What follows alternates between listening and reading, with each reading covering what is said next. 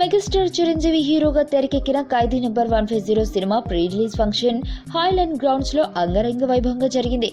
అయితే ఎంత అట్టహాసంగా జరిగిందో అంతకంటే ఎక్కువ వివాదాలకు కేర్ ఆఫ్ గా మారింది. అల్లు అర్జున్ పరోక్ష హెచ్చరికలు, మెగా బ్రదర్ నాగబాబు తిట్లతో వేదికపై కాక పుట్టించారు. ఇంతకన్నా మంచి సందర్భం రాదనుకున్నారో ఏమో, మనసులో దాచుకున్నదంతా వెళ్ళగక్కారు. అయితే ఈ ఈవెంట్ లో జరిగిన ఓ ఘటన చిరంజీవికి కోపాన్ని, ఒకంత చికాకును తెప్పించింది. మొదటి నుంచి అనుకుంటున్నట్లుగానే ఈ వేడుకకు వేలాది మంది మెగా ఫ్యాన్స్ హాజరయ్యారు. పవన్ ఫ్యాన్స్ కూడా వచ్చారు. చిరంజీవి మాట్లాడుతున్న సమయంలో వేదికకు అతి సమీపంలో ఉన్న ఓ పవన్ అభిమాని బాగా ఇబ్బంది పెట్టాడు.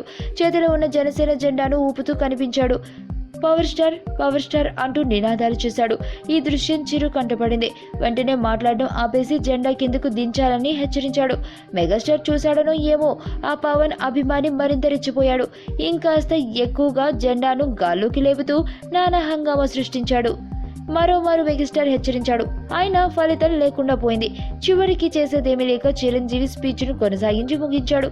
ఈ ఒక్క అభిమాని చేతిలోనే కాదు, వేడుకకు వచ్చిన చాలా మంది చేతుల్లో జనసేన జెండాలు కనిపించాయి. పవన్ అభిమానులు చిరంజీవికి పెద్ద తలనొప్పిగా మారారని సినీ జనం మాట్లాడుకుంటున్నారు.